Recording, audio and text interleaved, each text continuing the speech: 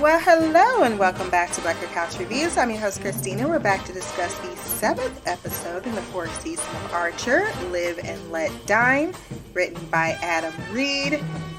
Special guest star, the late, the great Anthony Bourdain as Lance Casteau. I do enjoy the episodes where all of our gang is involved in the shenanigans, and I don't mean just what's happening at the office versus what's happening out in the field.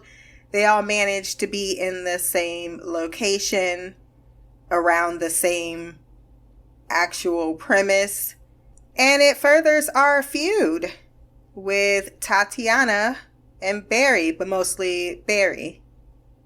Well, they are now in charge of the KGB, so I suppose it's Russia? Wherever you listen to this podcast, Podbean, Stitcher, Apple Podcasts, Spotify, go down to the rating section, drop some stars, leave a review. My social media will be there as well. Like, share, subscribe. If you want to send feedback, blackgirlcouch@gmail.com, or you can leave a comment below. The club is called Says, the restaurant, but it has 16 on it, so it says the Albanian word for 16. Is Albanian an actual dialect? These are the questions I have.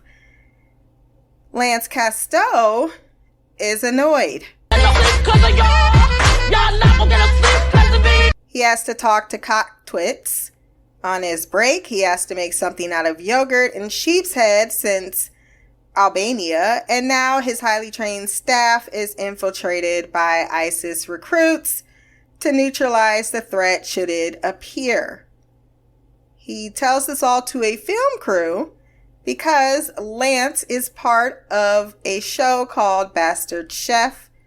Of course, this is definitely a dig on, what's his name? From Kitchen Nightmares. Gordon Ramsay. Lana learns that they are being televised, which isn't good for a infiltration mission. She's also the only one that cares about doing her job. Lance cares about the promotion not being enough to get his 2.8 million viewers to 3. Thank you, Giraffe Lady. Go answer the phone, because that's what I would like you to do. The loud plate dropping or the bowl dropping and then rolling. You're killing me, Larry. That is probably the worst sound in the kitchen. It really is. It's nonstop. It doesn't end. Everyone in a 6-mile radius can hear it. Cyril is now Chet Manley, while Archer is Randy Randerson. And you just know only a toddler would come up with these names, i.e. Archer. Lana wants a word rejecting all associations with the name Mitzi, failed actress. With Archer in the walk-in, he's like, yeah, I got time for a quickie. Cyril falls into insecurity entirely too easily for it to work with Lana. Clearly, she has murder on her mind, not sexual relations. It's funny how dumb you are. She's annoyed enough with you. How do you not recognize the tone? Then he slips and falls and says, you guys can edit that out, right? Yes, but we won't.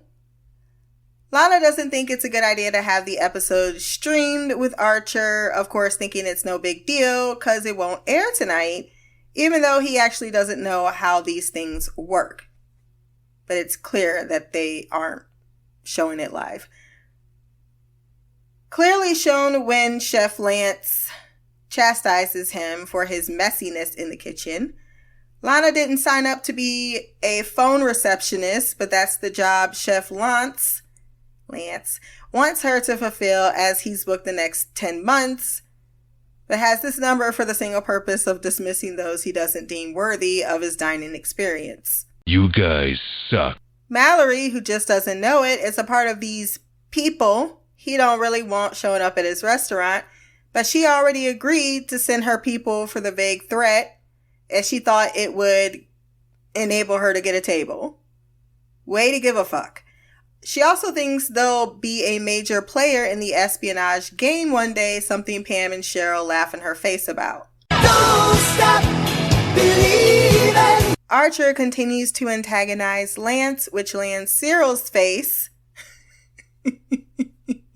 with thrown vegetables before he tells them to scoop them all up in lieu of doing prep and toss them in a bowl, call it gloop because it's Albania. Should you be smoking in here? Should you be flaming in here? My nigga, you just got roasted! Yeah! Ray is now Gilda Ray, which is a child murderer and a real person that existed. Joan of Arc's lieutenant, if I'm correct, or her protector, who is also accused of killing little boys in a very horrific fashion, even though it may have just been a ruse to get him out of his inheritance and have him murdered. Because we can't have people owning too much because he's like ridiculously, or he was, rich. Archer says a murderer who is also a child. It's a child murderer. Archer is enjoying being a sous chef more so than the actual threat. Supported by Lance, who enjoys always belittling and berating. Lana is told to get her distracting tits off the line. She can't believe Archer idolizes a dick, and I'm not sure why she should be surprised. Answer the phone, woman. Back at the office, Pam is still bemoaning her hostage pet goldfish. So she gets Cheryl, who is compared to a monkey, to focus, offering her a banana for humor and because she has low blood sugar. I owe $14,000 to people you wouldn't want to owe 14 cents. Because there's this thing called goldfish fighting. Lance gives Archer credit for his soup and tells him he could have been a chef.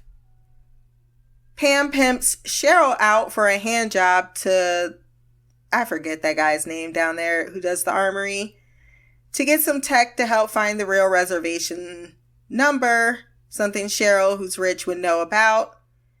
And they successfully make a party for 5, or a reservation for a party for 4. Ray delivers food to the Prime Minister or the Ambassador. I prefer to be called His Excellency. And people in hell want ice water. Mess. They find out Mallory called in the threat just so she could get a table. Especially when she shows up asking for some wine.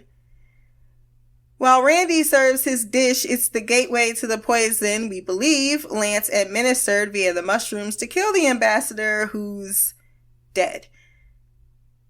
And it breaks down the relations between US and Albania, something Lana really, really wanted to avoid. Mallory only considers her continuous empty drink and the fact that Ron brings crackers, jelly, he even might got a juice box in there. He's a typical old man. However, the poison wasn't in the food since Pam had 2 plates and is not dead, but the cyanide was administered via his glass. Why would he do this, you ask? Well, $6 million. They say money can't buy happiness. Look at the fucking smile on my face. That he said to travel and trash other people's food. Aww, R.I.P. Additionally, all of his words of encouragement to Archer were false, and that's the only thing that upsets him. It's like, he had to shit on my dream, didn't he? Who would pay $6 million just to humiliate ISIS?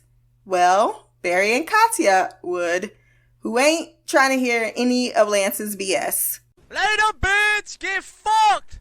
Then tells her husband he should remind himself not to piss her off. Before the episode's end, he's like, yes, dear. And it's another witty episode, but not quite as laugh out loud funny as the others have been. We are chugging along. Soon we'll be done with this season. The 14th episode, which is the final episode of the series, wrapped a couple of weeks ago, I want to say. So I have a long journey ahead of me, but I definitely am happy to have jumped back on, giving an actual comprehensive review of the series Archer, because it is definitely one of my favorites.